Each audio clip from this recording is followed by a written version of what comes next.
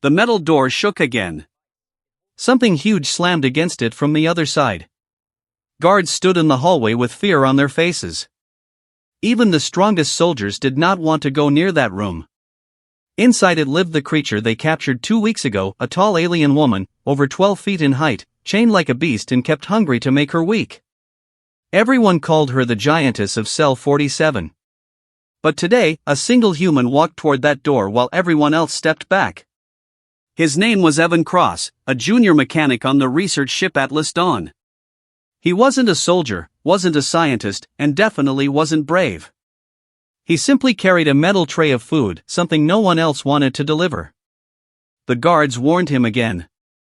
"Do not step too close," one said. "She attacks anything she sees." Another added, "She hasn't eaten in days. If she breaks free, we won't be able to stop her." Evan swallowed hard.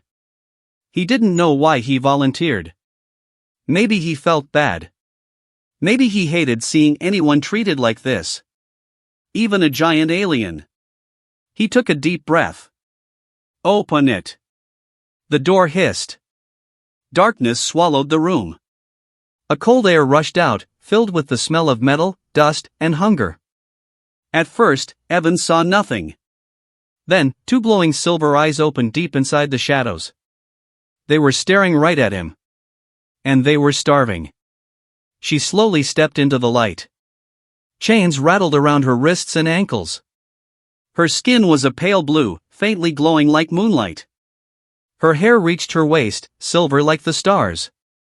Even weak and hungry, she had a strong, powerful body built like a warrior, not a monster. Evan froze. She studied him, not with hate, but with confusion. Like she had never seen a human this close. Evan carefully placed the food tray on the floor and stepped back. Her eyes followed his every move. "It's food," he whispered. "Eat. Please." For a moment, she didn't move. As if she expected a trap. Then she slowly knelt, sniffed the plate, and tasted the first bite. Her reaction was instant. She devoured everything like she had been starving for weeks, which she had. Her chains scraped the floor as she leaned forward, eating faster, desperate for every bite. Evan watched with a tight chest. "What did they do to you?" he whispered. The giantess looked up at him. Food on her hands. Breathing hard. Her eyes softened. For the first time, they did not look wild. They looked thankful. She said a single word in a deep, echoing voice. "Human." Evan blinked. You can speak?" She pointed at him with a trembling hand. "You gave food." Her voice was rough, damaged from thirst, but clear enough. Then she placed her hand on her chest. "I am called Lyria." Evan nodded nervously. "I'm Evan." Lyria repeated softly, "Evan." Suddenly she moved. Fast. Too fast. She wrapped her enormous hand around his wrist, not hurting him, but holding him firmly. Evan gasped as she pulled him closer. Wait. Her face was inches from his. Her breath warm. Her silver eyes glowing brighter. "You fed me," she said slowly, "when your people left me to starve. I just..." She touched his forehead gently with one large finger, like marking him. "In my culture," she whispered, "we claim those who show us mercy."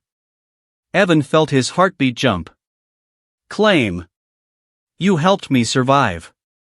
That makes you mine." He froze. "What does mine mean?" Lyria tilted her head, as if surprised he didn't understand. "It means I protect you. I follow you. I stay with you. Forever." The metal chains clinked as she leaned even closer. "You belong to me now, Evan." Before Evan could respond, alarms suddenly blasted through the hallway. Intruder alert. Hostile ship approaching. Guards ran past the cell, shouting orders. "It's her people. They found us. The Giantess tribe is attacking. Evacuate the lower deck." Lyria's eyes widened. She stepped back, breathing fast. My people have come for me. Evan turned to leave the cell, but Lyria grabbed his sleeve gently. They will destroy this ship, she warned. They think you hurt me. They think humans tortured me. Evan felt panic rush through him. We have to explain. No time. Lyria pulled hard on her chains, her muscles trembling. They will kill all of you. The attack shook the ship violently. Sparks rained from the ceiling. The floor trembled as explosions echoed above. Lyria growled softly. If I break these chains, will you run? Evan shook his head. No. I'll help you. Something changed in her expression. A deep, emotional shift. Respect. Connection. Something she had not felt in captivity. With a deep roar, Lyria pulled. Crack. The wall anchor snapped. Chains fell loose. She broke the other restraints too, her strength returning with every second. Her full height rose over him, 12 feet of power and fury. Stay behind me, she ordered. Evan did. They stepped into the hallway as enemy soldiers boarded the ship. Tall warriors with crystal armor and glowing spears. They stopped when they saw Lyria. One shouted, Princess Lyria. You are alive. Evan's heart jumped. Princess? Lyria stepped forward. I live, because of the human behind me. Dozens of armored aliens stared at Evan. He fed me. He helped me. He is under my protection. One warrior bowed. Then he is under ours as well. Another added, any who harm him will answer to the Giantess dynasty. Evan almost fainted. The aliens offered to take Lyria home. They offered Evan safe passage. They even offered rewards. But Lyria stepped between them and him. He does not leave my side, she declared. He is mine. Evan blushed. Can we change that phrasing? She lowered herself to meet his eyes.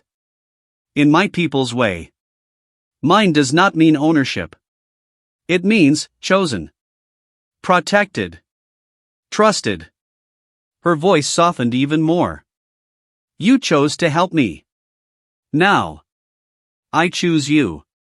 Evan felt warmth spread through his chest. Then. I'll go with you, he whispered. Lyria gave a small smile, her first real smile. Good, she said. Because I would not let you go anyway. She gently lifted him with one arm like he weighed nothing and carried him toward the rescue ship as alarms echoed behind them. The Atlas Dawn shook from another explosion.